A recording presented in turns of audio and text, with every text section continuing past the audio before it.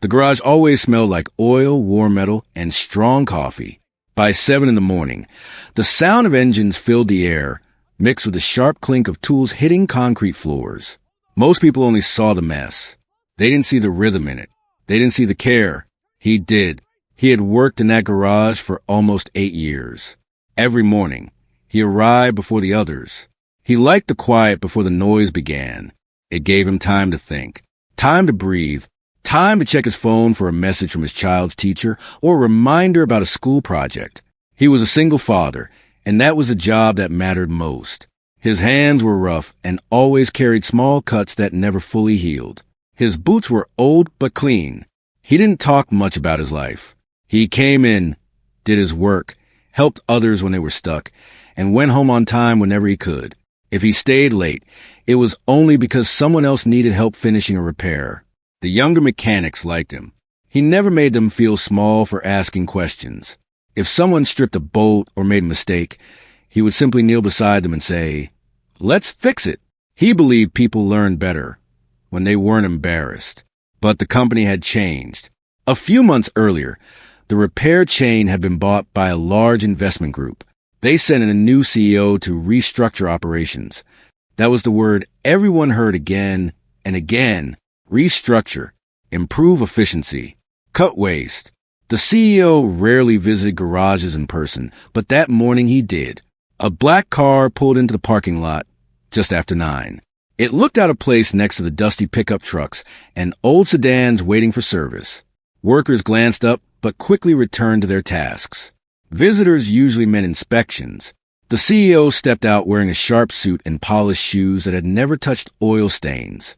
He walked with fast, confident steps, followed by 2 managers holding tablets. His eyes moved quickly, scanning everything like he was counting flaws. Inside the garage, the single father was under a lifted truck, tightening a part that another mechanic had installed incorrectly. He wasn't complaining about it. He just wanted the job done right. "Who's responsible for this delay?" The CEO asked loudly, pointing at the truck. One of the managers checked the tablet. It was scheduled to be finished yesterday. The younger mechanic nearby looked nervous. I thought I fixed it, but something wasn't lining up." The single father slid out from under the truck and stood up slowly. There was grease on his arms and a small tear on his sleeve. "I'm helping him get it right," he said calmly. The CEO studied him from head to toe. To him, the scene looked simple. 2 men on one vehicle, one job running late. In his mind, that meant wasted time. "We don't pay 2 people to do one job," the CEO said. The garage grew quiet. "He's still learning," the single father replied. "It'll go faster next time." The CEO didn't smile. "Training slows productivity. We need sharper performance. Customers don't pay for lessons." The words hung in the air. The single father felt the eyes of his co-workers on him. He wasn't embarrassed. He was used to being misunderstood. Still, something about the tone bothered him. Not because it was about him, but because of what it meant for everyone else. The CEO turned to the manager. "Pull up his numbers." The manager scrolled. He meets average targets, sometimes slightly below when assisting others. "That's the problem," the CEO said quickly. "Average doesn't build growth." There was no question about loyalty. No mention of the weekends. He had come in when the shop was short-staffed. No recognition of the customers who asked for him by name because they trusted his honesty. Just numbers. The CEO stepped closer. "We're making changes. Effective immediately, we're letting you go." No warning. No private conversation. Just a decision, spoken loudly enough for everyone to hear. The younger mechanic's face turned pale. Someone in the back dropped a wrench. The single father blinked once, absorbing the words. For a brief second, he thought about rent, about school fees, about the promise he made to always keep things stable at home. But his face stayed calm. "If that's your decision," he said quietly. The CEO nodded, as if he had just solved a math problem. "Return your uniform by the end of the day," the manager added, softer than before. The single father removed his gloves slowly. He placed them on the tool cart with care, like they still mattered. He didn't argue. He didn't beg. He didn't list his years of service. Instead, He turned to the younger mechanic. "Finish tightening the bracket before lowering the truck," he said gently, "and double-check the alignment." The young man swallowed hard and nodded. One by one, co-workers avoided eye contact, not because they didn't care, but because they didn't know what to say. He walked to his locker in the corner, opened it, and pulled out a small lunch container and a framed photo. In the photo, he was kneeling beside his child at a school sports day. Both of them were laughing at something outside the frame. He slipped the photo into his jacket. As he walked toward the exit, the CEO was already discussing new workflow strategies. The moment had passed for him. It was just another adjustment. But for the garage, it felt like something heavier had left with him. Outside, the sun was brighter than usual. He stood beside his old truck for a minute before getting in. His hands rested on the steering wheel, not moving. He allowed himself one deep breath. He wasn't angry. He was thinking. On the drive home, he replayed the scene in his mind, not with bitterness but with quiet reflection. He had seen leaders before. Some led with patience. Some led with pride. He understood something the CEO didn't. A workplace wasn't just numbers and speed. It was people. When he reached home, his child ran to the door. "You're early." He forced a small smile. "Yeah, thought I'd surprise you." They spent the afternoon finishing homework at the kitchen table. He listened carefully, nodding at every story about school. He didn't mention the firing. Not yet. That night, after dinner, he sat alone once his child had gone to sleep. On the kitchen shelf sat a small metal box. It had scratches on the surface and a dent on one corner. He hadn't opened it in months. He pulled it down slowly.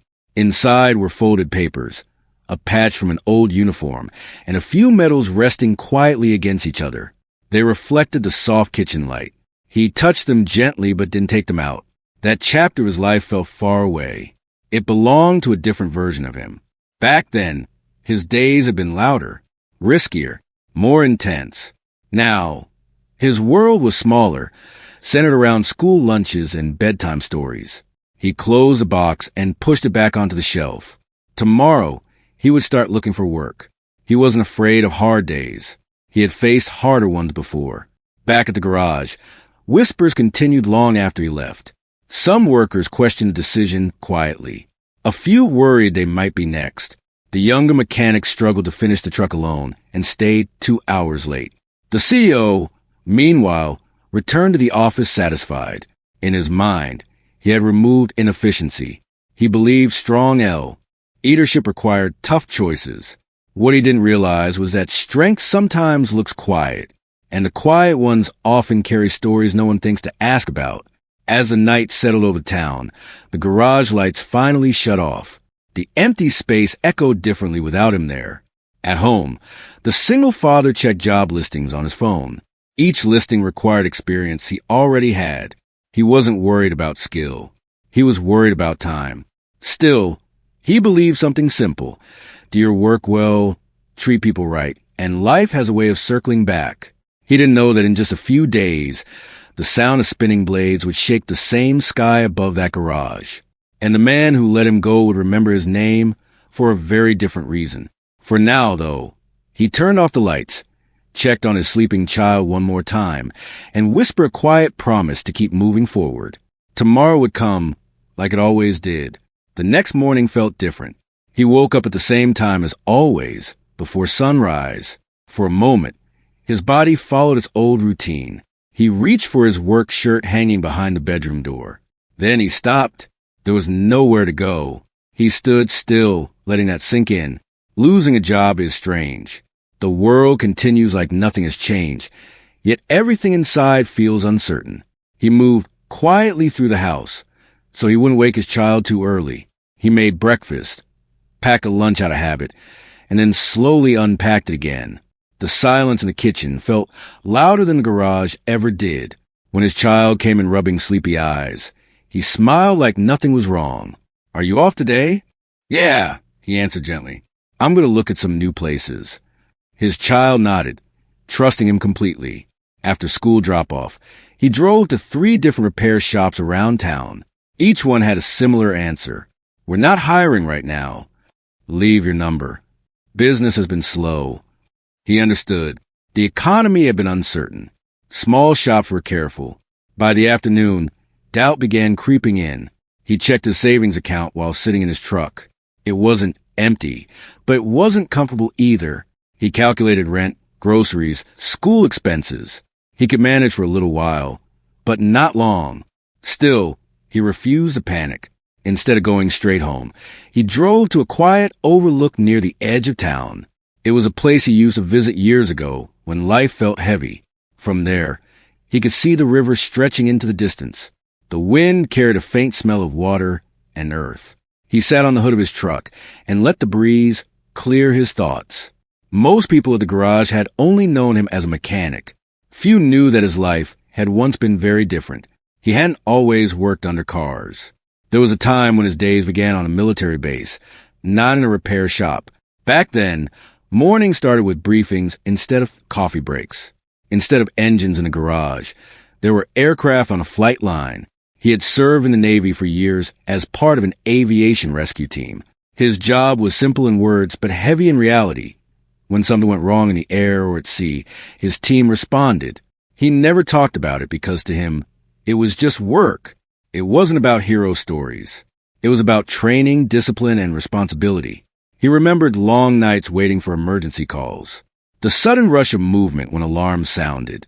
The focus required to stay calm when others were afraid. But he also remembered why he left. One evening, years ago, he received news that changed everything. A loss that left him standing alone with a small child who needed him more than any mission ever could. So he made a choice. He stepped away from a uniform and stepped fully into fatherhood. It wasn't an easy transition. Civilian life moved slower, yet felt uncertain. He took mechanical training courses using skills he had picked up working around aircraft systems. He started small, learning engines from the ground up. Over time, grease replaced jet fuel. Wrenches replaced rescue gear. And he never regretted the decision, because every night he came home. Sitting at the overlook now, he thought about that journey. He had rebuilt his life once before. He could do it again. His phone buzzed. It was a former co-worker from the garage. "How are you holding up?" The message read. "I'll be fine," he typed back. There was a pause before another message came. "It doesn't feel the same here today." He stared at the words for a moment. Workplaces are strange. One person leaves, and suddenly small gaps appear. A missing voice. A missing set of steady hands. He didn't respond to that message right away. Instead, he drove home to pick up his child from school. That afternoon, they worked together on a science project involving a small model bridge. His child struggled to balance the structure evenly. "Sometimes," he said gently, adjusting the base, "you have to support the weak side first. If one part carries all the weight, it breaks." His child looked at him thoughtfully. "You always know how to fix things." He smiled, but inside, he wondered if that was still true. Later that evening, after dinner, there was a knock at the door.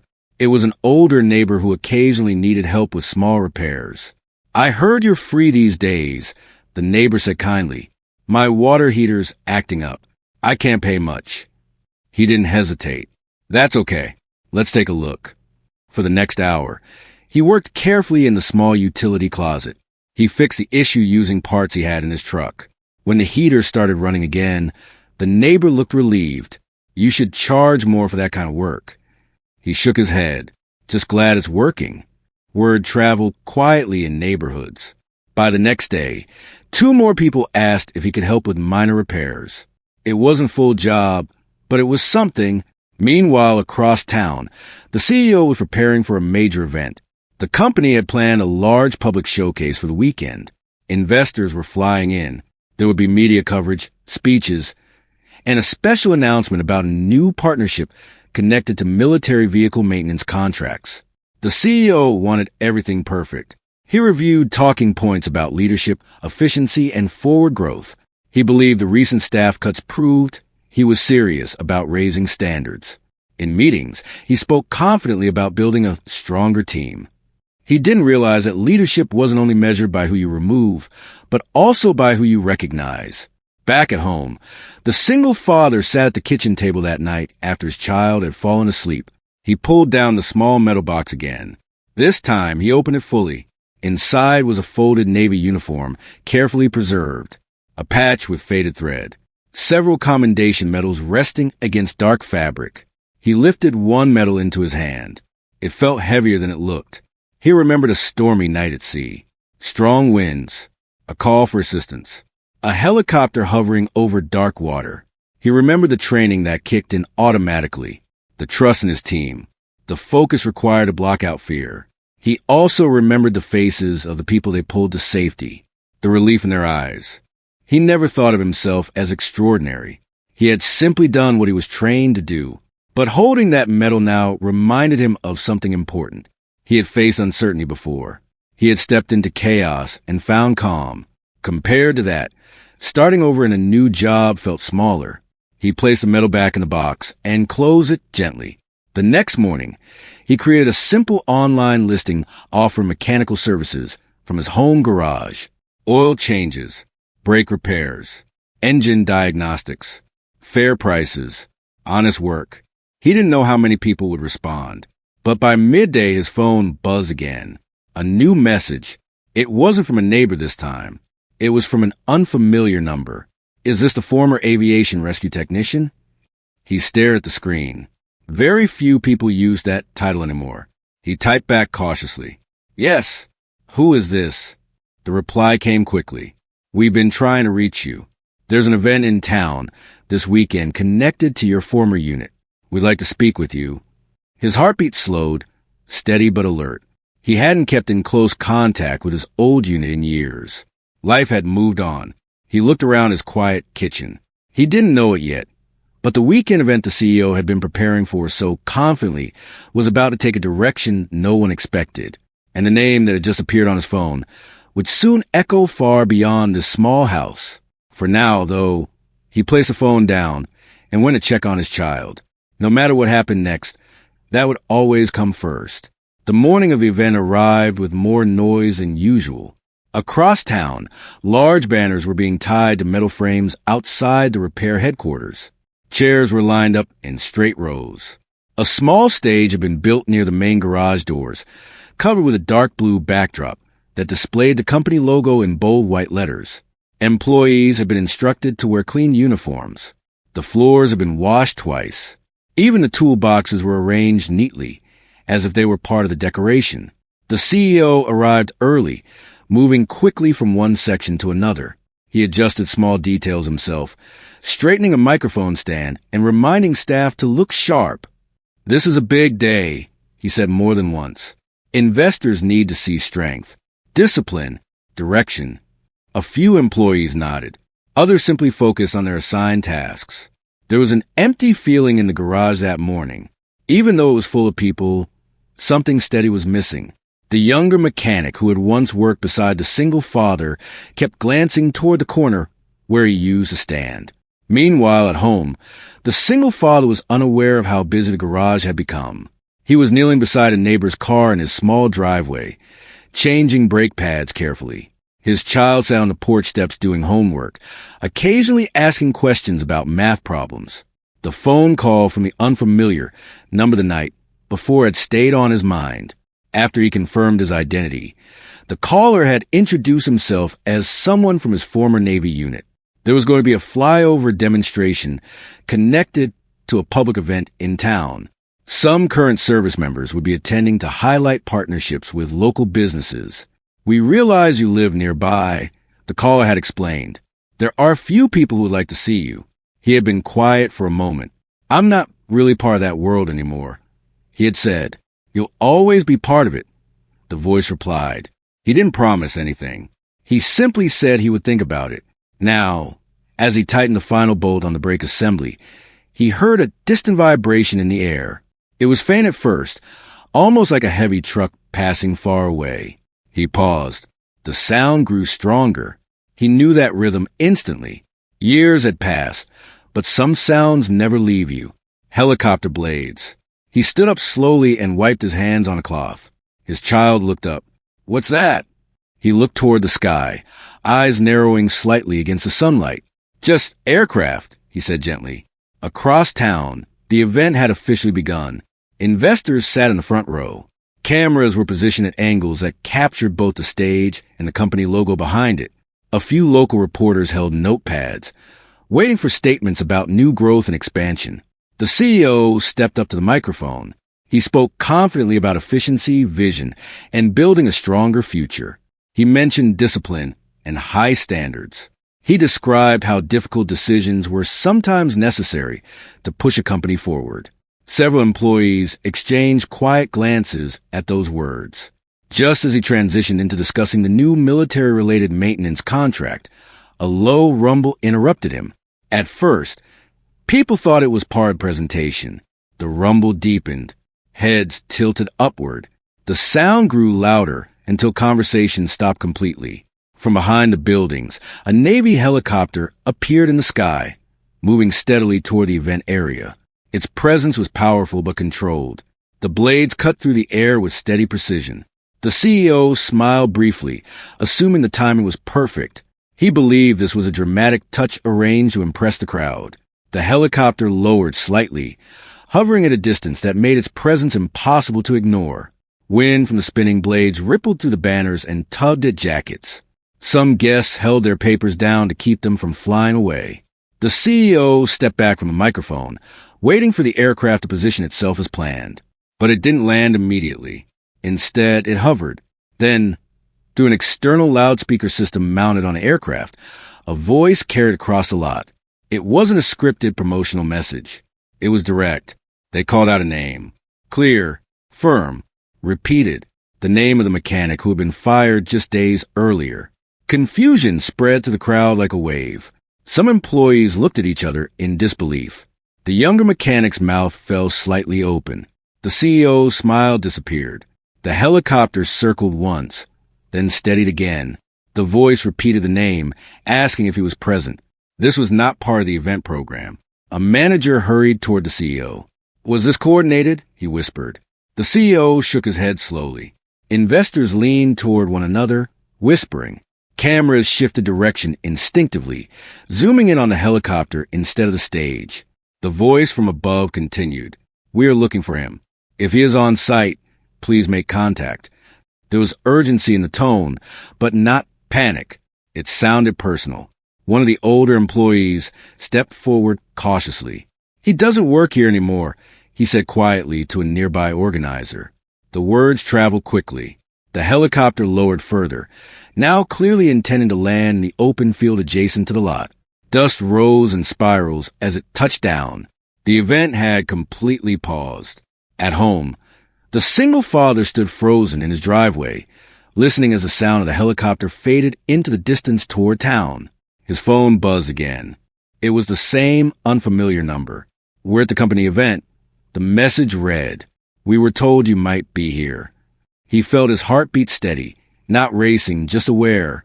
"I'm not there," he typed back. There was a short pause. "Can you come?" He stared at the screen. His child walked over quietly. "Is everything okay?" He looked down at the small face filled with trust. "I think so," he said. "I just need to go somewhere for a little while." Back at the event, the helicopter doors opened. Uniformed service members stepped out with calm purpose. Their presence shifted the atmosphere from corporate celebration to something far more serious. The CEO walked forward, tried to regain control of the situation. "Welcome," he said carefully, forcing a polite tone. "We're honored to have you here." One of the officers removed his helmet. "We're looking for a former aviation rescue technician," he said clearly. "We were informed he lives in this area and may be connected to this company." There was no mention of contracts, no mention of promotion, just a name. The CEO felt a tightening in his chest. "He was employed here," he admitted cautiously, "but not currently." The officer's expression changed slightly. "Do you know how to reach him?" All eyes turned toward the leadership team. In that moment, the decision made days earlier no longer felt small. It felt exposed. The younger mechanic stepped forward unexpectedly. "I have his number," he said. The CEO glanced at him sharply, but said nothing. The officer nodded. "Please contact him. Tell him we're here." Minutes later, the single father was driving toward the event, unsure of what awaited him. He wasn't thinking about the CEO. He wasn't thinking about the crowd. He was thinking about the past he had quietly left behind. As he approached the main road near the garage, he saw flashing lights and a gathering of cars. He could already see the helicopter parked in the field, its blades slowing but still turning gently. He pulled over for a moment before entering. He took one steady breath. Then he drove forward. Back at the stage, the CEO stood silent, watching the road. For the first time since taking control of the company, he felt something unfamiliar, uncertainty, because whatever was about to happen next clearly had nothing to do with productivity charts or efficiency targets. It had everything to do with a man he had judged too quickly, and now that man was on his way. When his truck rolled into the crowded lot, conversations slowed one by one. People began turning their heads. He noticed the chairs, the stage, the banners, the investors still seated in the front row. And beyond all of it, resting in the open field, was a helicopter. Its blades were nearly still now, ticking softly as they slowed. For a brief second, he considered turning around. He was wearing a simple work shirt with faint grease marks near the sleeve. His hands were clean, but rough. This was not the kind of event he felt dressed for. But one of the uniformed officers had already seen him. The officer stepped forward immediately. There was no hesitation, no confusion, just recognition. He walked across the lot slowly, aware of every eye on him. The same employees who had watched him leave days earlier were now watching him return. The CEO stood near the stage, frozen in place. The officer stopped a few feet away from the single father. For a moment, neither of them spoke. Then the officer did something no one expected. He raised his hand in a formal salute. The entire lot went silent. The single father's posture changed instinctively. Years of training don't disappear. He returned the salute without thinking. The officer lowered his hand and stepped closer. "I've been hoping to find you," he said, his voice steady but filled with emotion. The single father looked confused. "Sir, you may not remember me clearly," the officer continued, "but I remember you." There was a pause as wind moved gently across the lot. "Several years ago," the officer said, "during a night operation off the coast, our aircraft lost ability during a storm. I was trapped. You were part of the rescue team." Murmurs spread quietly through the crowd. The single father's expression softened slightly as the memory surfaced. The officer continued, "You were the one who stayed calm when everything felt out of control. You made sure I got out safely." The single father shook his head lightly. "It was a team effort." "It always is," the officer replied. "But that night, your actions made the difference." The investors leaned forward now, no longer distracted by business presentations. Cameras had fully shifted toward the two men standing in the center of the lot. The CEO felt his throat tighten. He had dismissed this man publicly just days ago, labeling him as average. Now, in front of everyone, he was being recognized for something far beyond numbers. The officer turned slightly toward the crowd.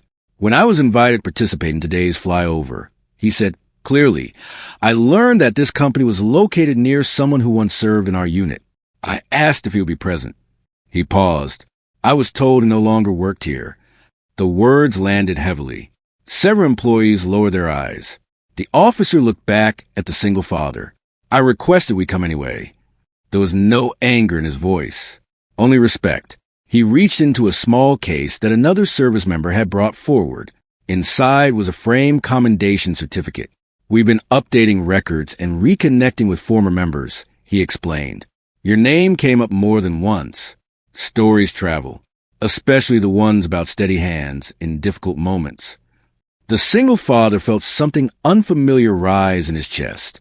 Not pride, not embarrassment, just humility. "I was just doing my job," he said quietly. The officer nodded. "That's what makes it meaningful." The certificate was handed to him. He looked down at it briefly, but did not lift it high or turn it toward the cameras. That wasn't who he was. The officer then faced the CEO. "We value leadership in our service," he said respectfully, "but we also value character. Sometimes it's not loud. Sometimes it's in the person who stays late to help someone else succeed." The message was gentle, but clear. The CEO felt heat rise in his face. He stepped forward slowly. "I was not aware of his background," he began carefully. The single father looked at him calmly. My background isn't something I talk about at work, he said. It's in the past. The CEO swallowed. That may have been my mistake, he admitted. I made a decision based on performance numbers. There was tension in the air, but not hostility. The officer stepped slightly aside, allowing the two men to face each other fully. Around them, employees stood still. Investors whispered quietly. Reporters captured every second. The CEO continued, his tone softer now. I should have asked more questions. I should have understood the full picture. The single father didn't respond right away. He thought about the garage, about the younger mechanic who was still learning, about the long evenings helping others catch up. He wasn't angry, but he was honest. A workplace isn't only about speed, he said calmly. It's about people. If someone falls behind, you help them. That way the whole team gets stronger. Several employees nodded almost instinctively. The CEO glanced around and saw it. For the first time since arriving in this town, he saw not just workers, but faces. The officer spoke again. We didn't come here to disrupt your event. We came to show appreciation. He turned back to the single father. There's also something else. Another service member stepped forward with a small box. Inside was a unit challenge coin, a symbol of respect given to members whose service left a lasting impact. We're presenting this to you officially, the officer said. It should have happened sooner. The single father accepted it quietly.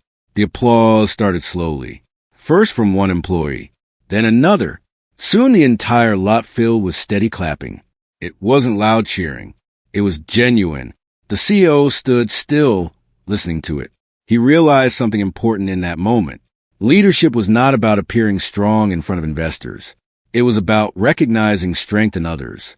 As the applause faded, the officer extended his hand. We're glad we found you, he said. I'm glad you did too, the single father replied. There was a brief, firm handshake. No dramatic speeches. No exaggerated emotion. Just respect. The helicopter crew prepared to depart. Before stepping away, the officer turned back once more. If you ever consider reconnecting formally, he said quietly, there's always a place for you in advisory training roles. Experience like yours doesn't fade. The single father nodded politely. I'll think about it. As the helicopter blades began spinning again, the wind lifted dust across the lot. The aircraft rose smoothly into the sky, leaving behind a silence far different from the one that came before. When the sound finally faded, all attention returned to the ground. The CEO faced the crowd. The speech he had prepared no longer felt right. He cleared his throat. I think today, he said slowly, we were reminded of something bigger than contracts. He looked toward the single father. Some people bring value that can't be measured on a spreadsheet. There was no applause this time, just quiet agreement. The event slowly dissolved into small conversations. Investors approached the officer, who remained briefly.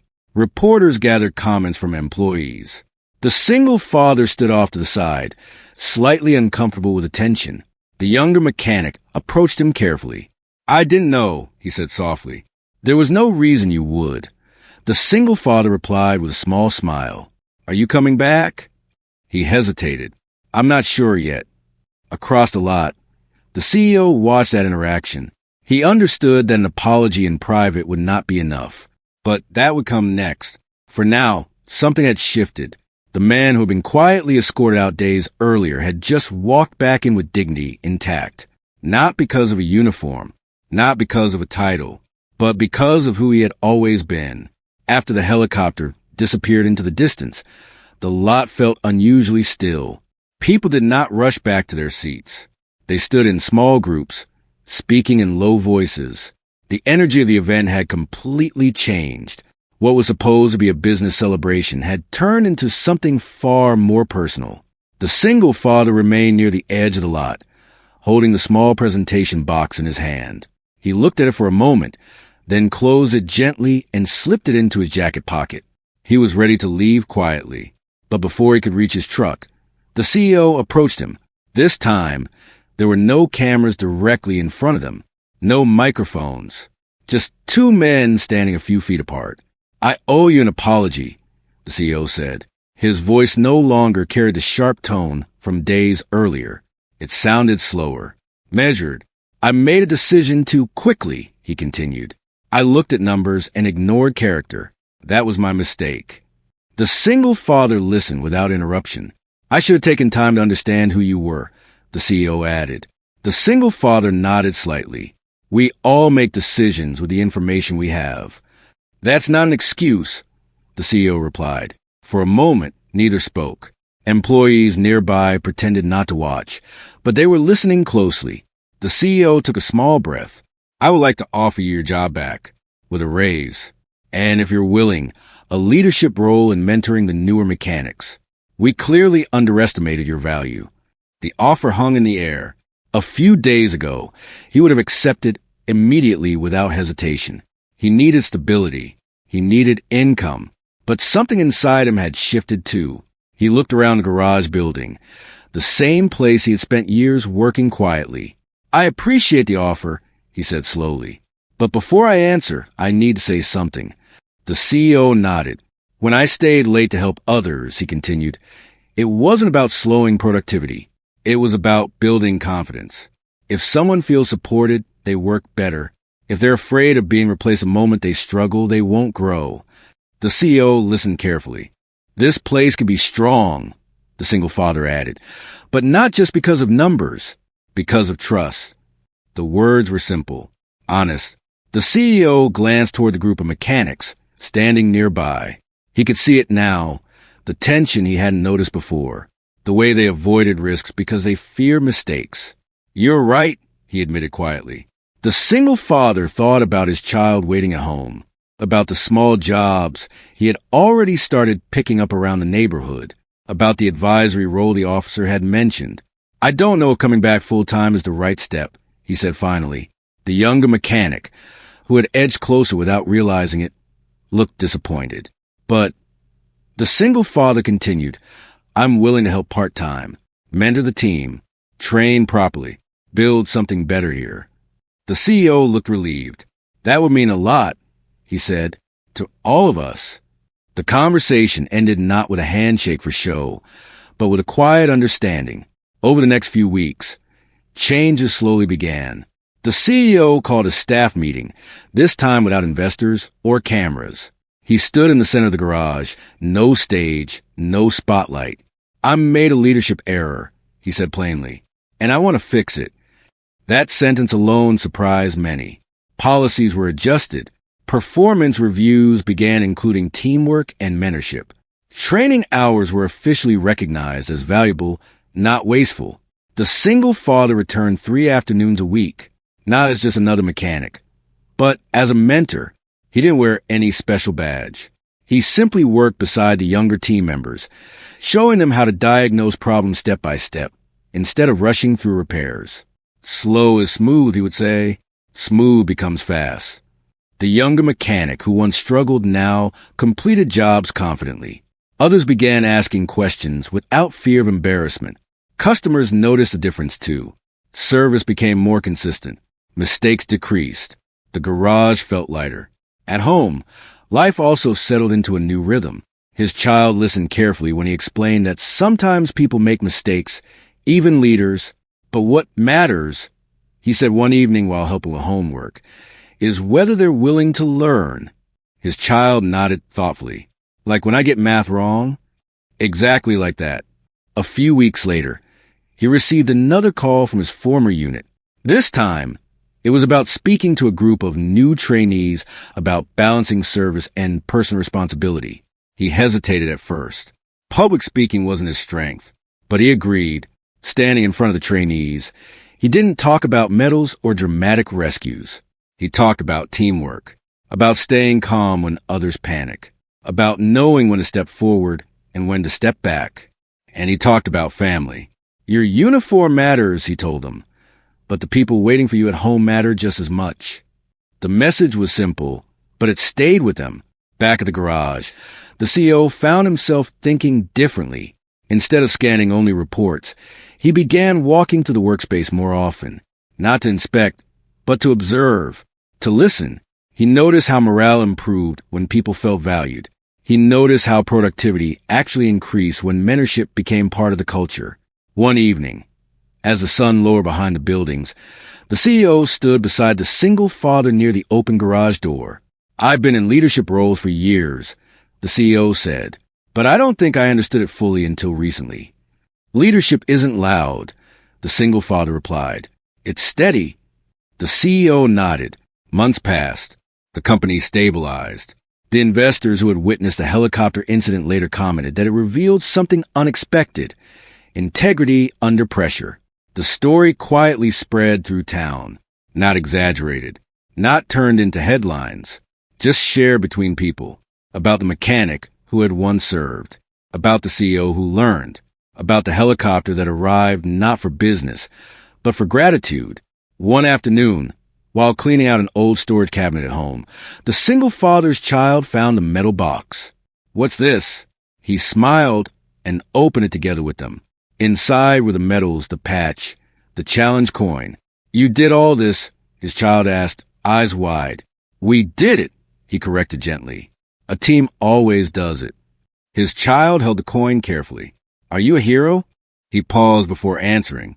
"No," he said softly. "I just tried to do the right thing when it mattered." That night, as he tucked his child into bed, he thought about the path that led him here. From stormy skies to quiet garages, from rescue missions to school projects, from being fired publicly to being respected openly. Life had shifted in ways he never expected. But through all of it, one thing stayed the same. Character doesn't disappear when a uniform comes off. And leadership doesn't belong only to titles. Sometimes it belongs to the person who shows up early, stays late, and helps others rise. As the house grew quiet, he stepped outside onto the porch. The sky was clear. In the distance, he thought he could faintly hear aircraft passing far above, barely noticeable. He didn't feel regret for leaving that world behind, because in his own way, he was still serving, just differently. And this time, everyone finally knew his name for the right reasons.